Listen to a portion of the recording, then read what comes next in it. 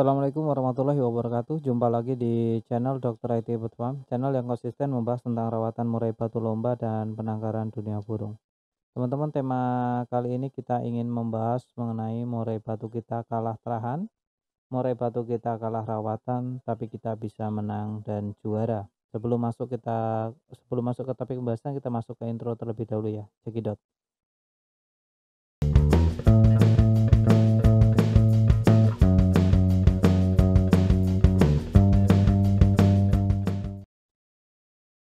Nah, untuk tema kali ini teman-teman tentang terahan kalah, rawatan kalah, tapi kita bisa bersaing atau bisa memenangkan di kompetisi. Itu bagaimana triksnya dan bagaimana caranya? Tentu teman-teman bertanya ya.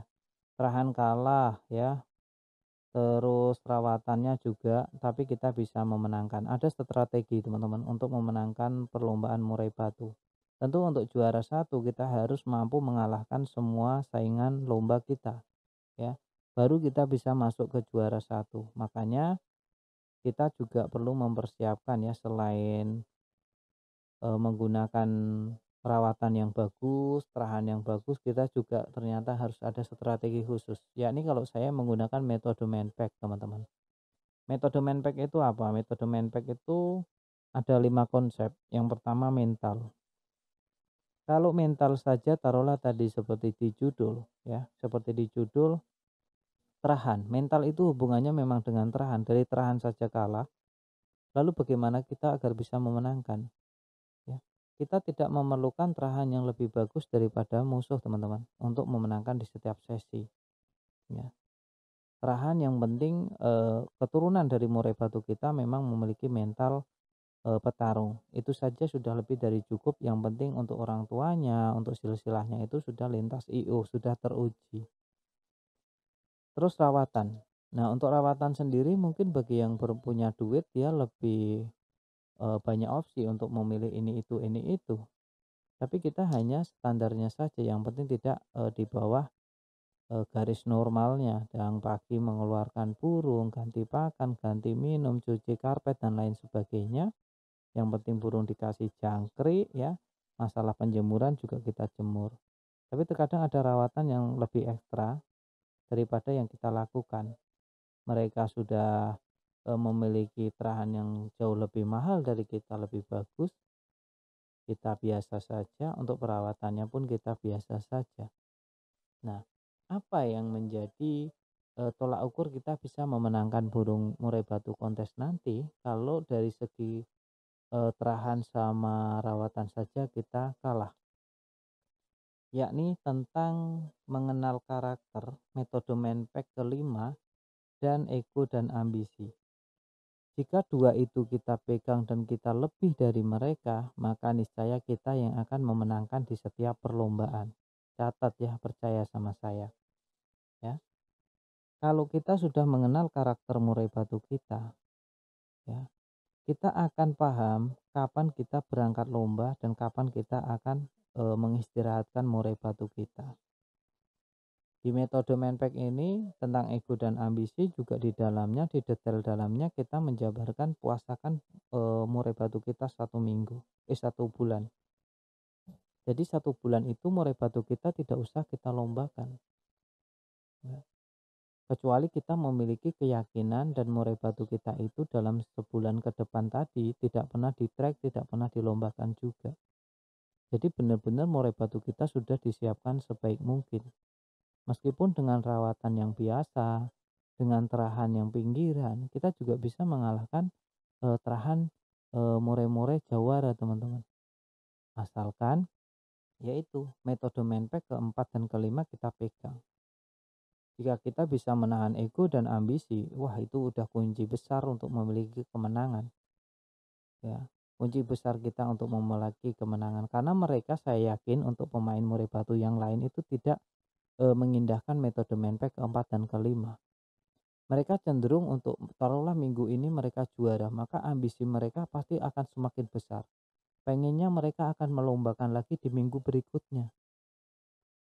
Sedangkan mereka terkadang lupa bahwa kita ada yang sudah menyiapkan amunisi kita dengan tingkat faktor yang sangat tinggi, karena 1 bulan tidak dikeluarkan, dengan tembakan-tembakan yang udah dimasteri dengan 4 minggu 2 burung, dengan dilakukan secara konsisten, dengan pengondisian burung diistirahatkan total, puasakan 1 bulan penuh, niscaya kita akan menciptakan murai batu sebagai pendobrak, yakni murai batu kelas pinggiran bisa mengalahkan terahan yang harganya lumayan mahal. Jadi murai batu itu unik teman-teman. Kalau murai batu biasa bisa dipoles menjadi juara, maka bos-bos besar tidak akan mengeluarkan uang mahal untuk membeli murai batu yang bagus. Karena jika yang biasa saja bisa dibagusin, kenapa juga beli yang bagus? Buat apa? Mahal-mahal. Mending beli yang murah. Kan itu. Berarti di sini mental itu juga penting. Murai bagus juga pokok penting untuk menjadi amunisi yang bisa diandalkan.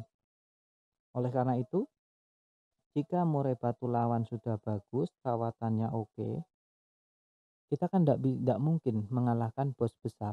Untuk harga murai saja mungkin mereka sudah berkali-kali lipat dengan harga murai batu kita. Yang bisa kita lakukan adalah metode Menpack keempat tentang ego dan ambisi, dan metode Menpack kelima tentang karakter. Nah, nanti bagaimana cara kita mengenal karakter burung murai batu? Nah, itu teman-teman hanya bisa didapatkan ketika teman-teman mempraktekkan. Karena untuk mengenal karakter murai batu itu bisa dibilang seiring bergulirnya waktu, teman-teman. Jadi kayak Witing Tresno Jalaran Soko Kulino, yaitu nanti dengan sendirinya karakternya akan kepegang. Karakternya itu apa sih? Karakternya itu ya kemauan si burung, teman-teman. Burung kapan mau mandi, kapan kurang tenaga, kapan minta dijemur. Nah, itu hanya pemiliknya yang bisa mengamati dari gerak-gerik biasanya. Ya, ketika dia memuntahkan materi, sebelumnya dilakukan apa. Nah, itulah dari keseringan interaksi kita dengan murai batu kita, chemistry-nya juga terjalin. Nah, itu baru nanti kita akan memahami yang namanya konsep ego dan ambisi tadi. Karena murai batunya kurang kondisi, maka kita tidak akan melombakan meskipun sudah 1 bulan penuh. Nah, hal-hal kecil seperti itu yang seharusnya kita pahami, teman-teman. Kita pahami benar-benar agar kita bisa memenangkan di setiap perlombaannya, agar kita bisa menjadi yang terbaik di antara murai batu yang paling baik. Jika kita bisa zero kondangan kan mantap ya. Kita bisa semakin percaya diri dengan murai batu yang bagus, ditunjang rawatan yang bagus. Terus apalagi kalau kita bisa menahan ego dan ambisi kita, maka niscaya kitalah yang akan keluar menjadi pemenangnya di setiap perlombaan-perlombaan. Terima kasih yang udah pada subscribe, dan terima kasih yang sudah menyaksikan video ini sampai akhir. Bisa dilihat-lihat dulu cara pemasteran juga ada di konten lain, teman-teman. Silahkan dicek-cek, ada di channel ini tapi di konten yang lain.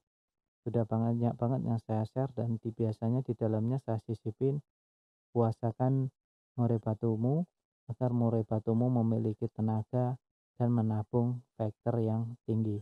Kita masuk ke penutup.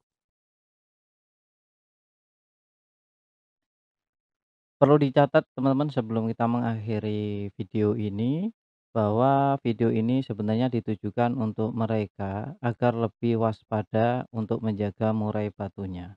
Tapi kembali lagi ke teman-teman semuanya, mau dijalankan silakan, enggak juga enggak apa-apa. Yang jelas saya cuma berpesan murai batunya dijaga baik-baik, jangan sampai rusak ya.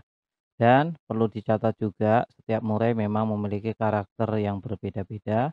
Jadi setiap perawatan tidak perlu diperdebatkan antara satu dengan yang lainnya. Kalau cocok dijalankan, nggak cocok ditinggalkan. Jangan cuma sekedar membaca judul saja ya. Pahami isinya, tonton dari awal sampai detik ini. Bagi teman-teman yang menonton sampai detik akhir ini, saya kira tidak akan ada perdebatan lagi di kolom komentar. Salam sehat.